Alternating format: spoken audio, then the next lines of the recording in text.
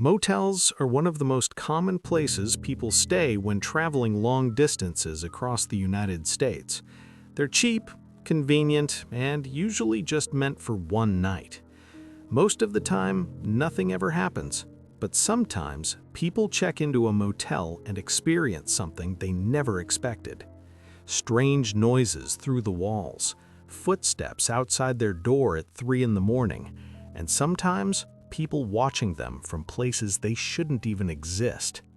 The following stories were shared by people who stayed in roadside motels across the United States and experienced things they still can't explain.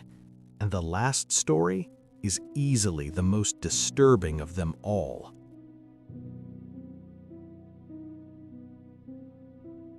This story happened in a small roadside motel in Texas, just outside Houston. The main character of this story is Kevin. Kevin had been driving all day and decided to stop at a motel around midnight. The place looked old, but not abandoned. A flickering neon sign outside read "Vacancy." Inside, the clerk barely spoke as he handed Kevin the key to room 14. Kevin noticed something strange right away. The motel was completely quiet. No cars, no people, nothing. It felt like he was the only one there. He went into his room, locked the door, and laid down. Around 2:30 in the morning, suddenly he woke up.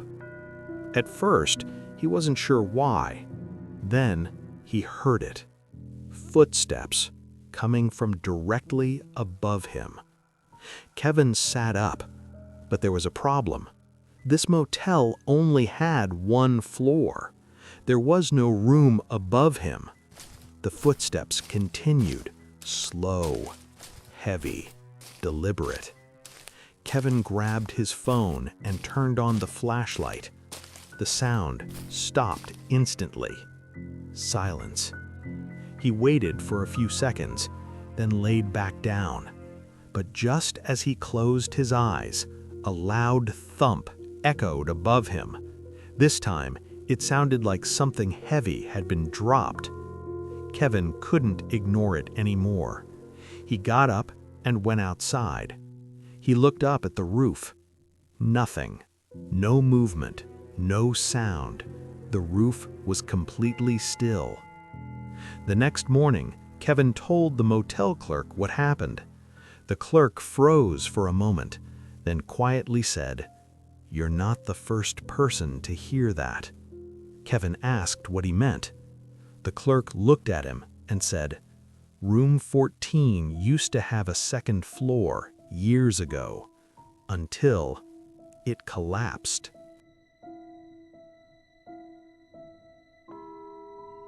This story happened in California, near Los Angeles. A woman named Rachel was staying at a motel during a business trip. Her room was on the ground floor, right next to the parking lot. That night, she closed the curtains and went to sleep. Around 3 a.m., she woke up suddenly. She felt like someone was watching her.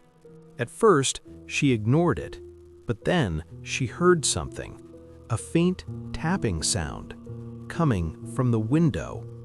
Rachel slowly turned her head toward the window. The curtains were still closed, but something was pressing against them. She could see the outline of a hand from the outside. Frozen in fear, she stayed completely still. The tapping stopped. For a moment, everything was silent. Then, suddenly, the curtain slowly moved.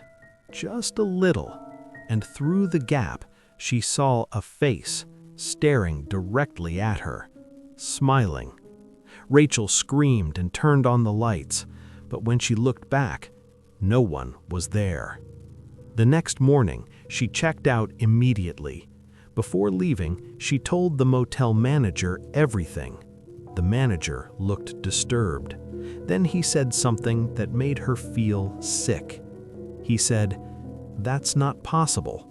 Rachel asked why. The manager replied, "Your room's window doesn't face outside. It faces a wall."